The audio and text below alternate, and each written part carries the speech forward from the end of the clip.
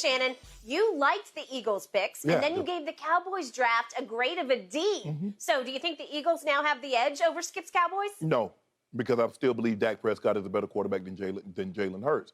And Skip, you have to understand, look at what Jalen Hurts had. He had 4 or 5 guys that go in the first round, and none of them won any awards. Jerry Jeudy didn't win the Blitnikoff Award until Tua became the quarterback. Devontae Smith didn't win the award until Mac Jones became the quarterback. And when he was the quarterback, CeeDee Lamb didn't win any awards. So this notion that, I'm telling you what, A.J. Brown's going to be extremely frustrated because the one thing that Jalen Hurts can't do, not even close to what Tannehill do, is throw the football. And Tannehill is not the greatest thrower of the football, but I believe he's a better passer than Jalen Hurts. And I don't care how much money you make, Skip. Receivers want to catch the football. There's not enough money that you can pay a receiver that he's going to be okay with catching 3 or 4 balls a game. And he's going to be okay with getting 5 targets a game when he sees Cooper Kupp getting 15, when he sees Devontae Adams getting 17, and he sees Diggs, and he sees Tyreek, and he sees all these other guys because they paid him like he's one of those other guys. And now all of a sudden, he's getting 8 targets. I mean, no, not 8. He's getting 5 targets. He's catching 2 because 3 of them got skipped to him. We'll see. I mean, it sounds good in theory, Skip. You get your money, you go to one of your homeboys. Yeah, I got a lot of homeboys. I ain't want to play quiet. I ain't want to be my quarterback.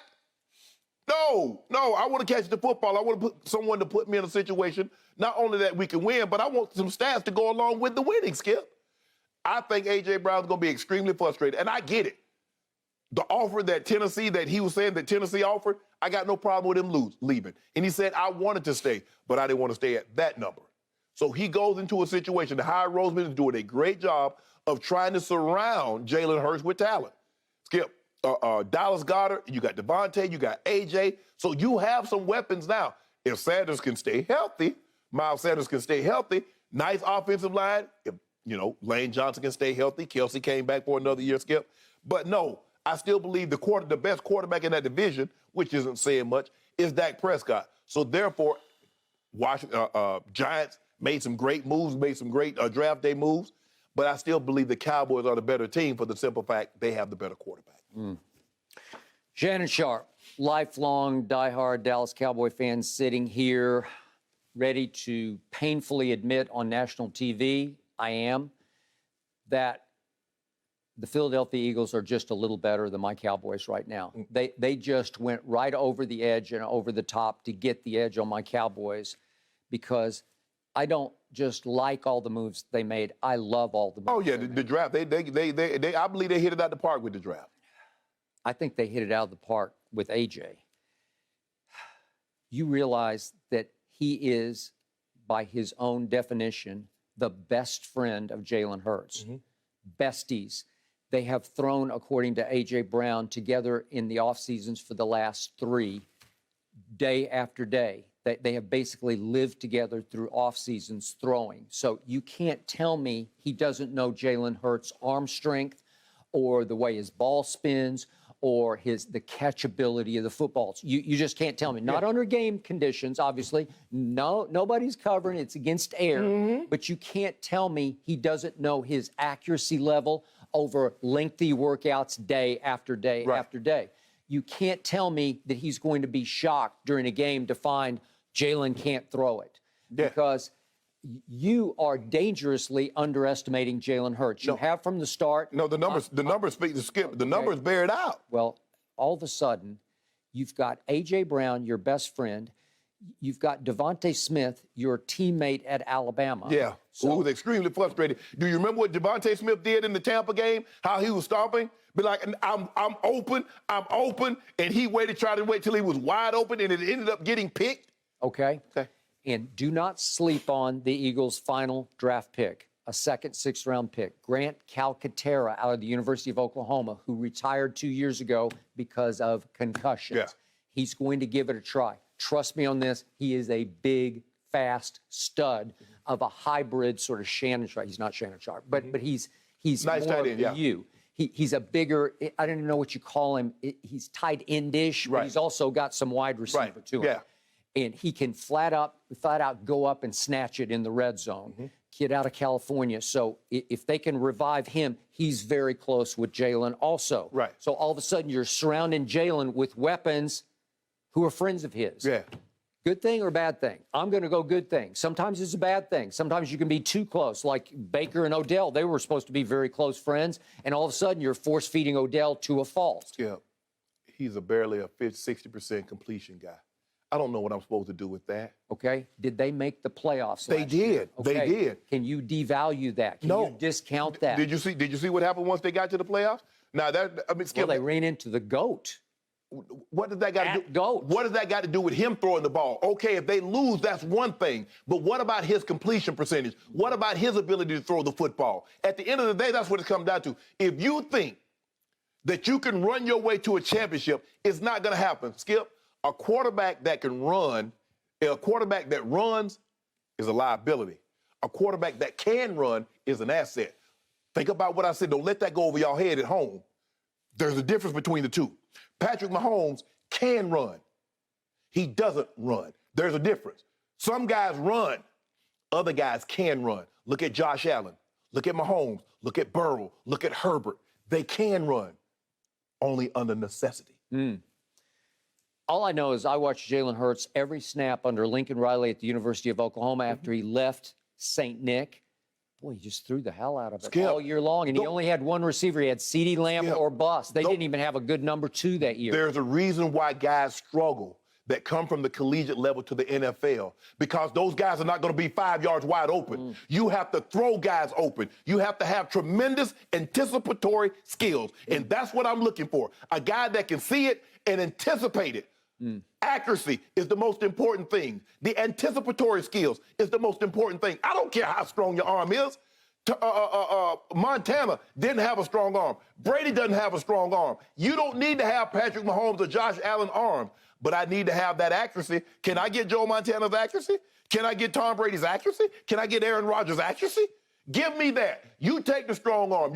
I'll let you throw the ball on one knee, 50 yards to hit the upright like Kyle Bowler, and I'll take Joe Montana that could probably only throw it by 45 yards, 50 yards maybe on a good day with a nice little 2-mile-an-hour wind behind him and gonna pick you apart.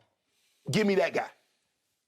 I'll take Jalen Hurts. I never said he's going to make a Pro Bowl because I don't believe he ever will, but he will win a whole bunch of football games because he's a better Tim Tebow. He's a leader. He's a baller. He's a playmaker. He just makes plays. He lifted that team into the playoffs last year, and at least they got to the GOAT at the GOAT. And you can't discount it because that team had the makings of going places, and then all of a sudden you had Jordan Davis and then the steal of the draft in Nakobe Dean and A.J. Brown. Yeah, all of a sudden, I'm looking at this. You didn't really lose much, and Hassan Reddick you added to the pass rush mix. Oh, yeah. You kept Derek Barnett, and you kept Fletcher Cox, and you kept Boston Scott. And I'm saying, even that Cam Jurgens, the center they took out of Nebraska, by all accounts, I don't know his game, but everybody says he's got Pro Bowl potential as a center. Well, all of a sudden, you got a loaded football team, and I keep waiting for Jerry to do something. And I can't defend the draft. And obviously, they lost Amari, and they lost Randy Gregory, and they cut Lyle Collins, and they lost Cedric Wilson. And what am I supposed to do with this? Dante Fowler, you got no use for him, right? Okay, so that's your big ad. And you kept DeMarcus Lawrence, and you kept Jaron Kearse, and you kept Dorrance Armstrong, and you kept Wolf Hunter, and you kept Carlos Watkins. Where are we going with this? That team, led by Dak Prescott, finished the year going 6-5 in their last 11 games. I can't defend it. But Skip, head to head, you taking Jalen Hurts over Dak? I know you're a little out on Dak right now because like you mentioned, he went 6-5. He's making $75 million, counting his bonus last year. Yes, it's hard to defend it. I told you. What was his record? I forget off the top of my head, 5-13, I think it was, in the stretch before he got paid. Because they just weren't very good. After those first 3 fireworks games, 4th of July games to start the, what would have been, 2019 season. Then he goes to contractual war with Jerry Jones, and you know the rest of the story. He crumbled down the stretch of that year. Then he crumbled to start the next year, and then he got hurt and suffered a career-threatening injury.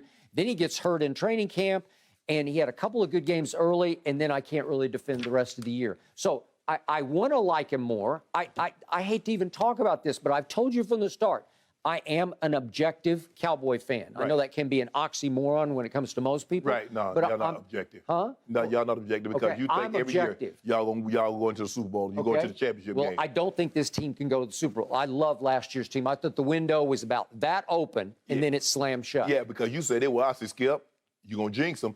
This team is unjinxable. I said that, and I loved it, and I believed in it, and trust me, Jerry Jones thought that was Super Bowl bound, and yet he had the audacity to sit there after the draft and say, this draft will have the same impact last year's will.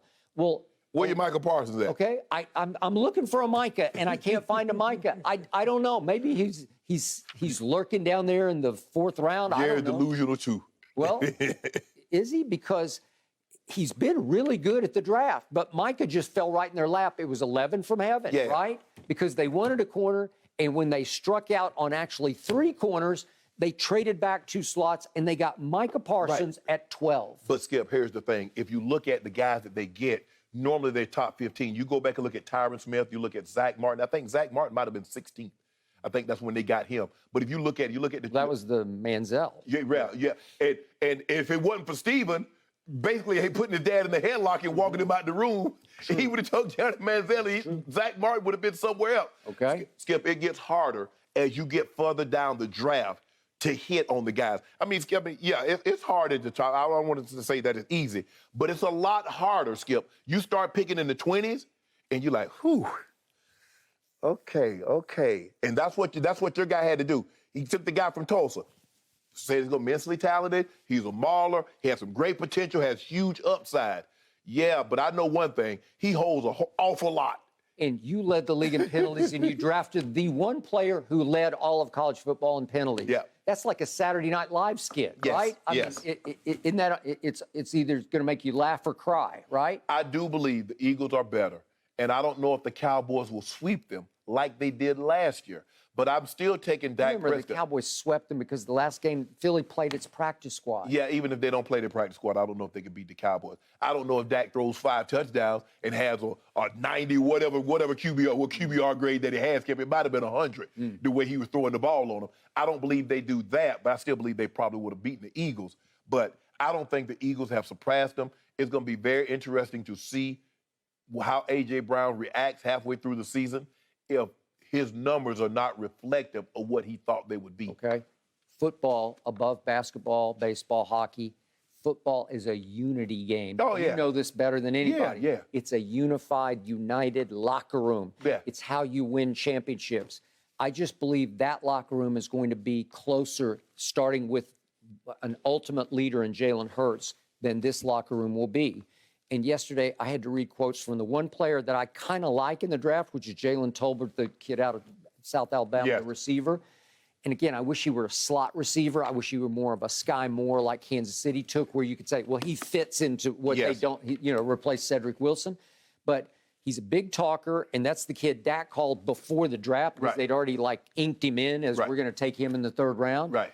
And he starts talking about, I can't wait to get down there and help change the culture. And I'm thinking, you're at South Alabama? What do you know about the Cowboy culture? Hey, that's my point. How are you going to change something you know nothing about? And when you're talking about changing the culture, you're talking about firing Jerry Jones, exactly. right? Are you going to get him fired? You're going to get him Okay. dismissed from being the GM of the team? Okay, get it fired. Right. Jerry is the culture. He's the culture. That's the culture. And it's a country club culture. It's a I love all my sons in the locker room Yeah. culture. Yeah.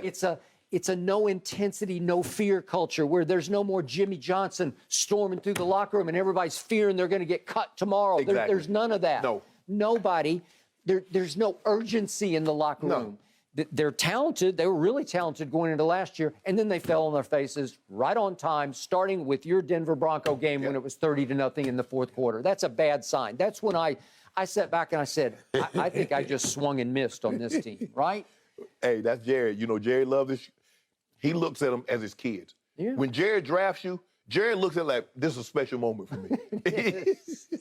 Yeah. Because he loves to keep, and sometimes he holds on to them a lot longer than what he should. He does, because he lives for the draft, because he gets to actually pick them. It's like he, quote unquote, gives birth to them in a football sense. And now they're his sons. Yes. And then he clings and he clings and he wants to hold on. Jerry, we probably should let him go. No, but I can't let him go. I'm going to hold on to him. Yeah, I don't care what the Rams did. Thank you for watching. You can subscribe here to get the latest from the show, and be sure to check out more of the best clips from Undisputed, or go watch a few other segments from our other shows on FS1.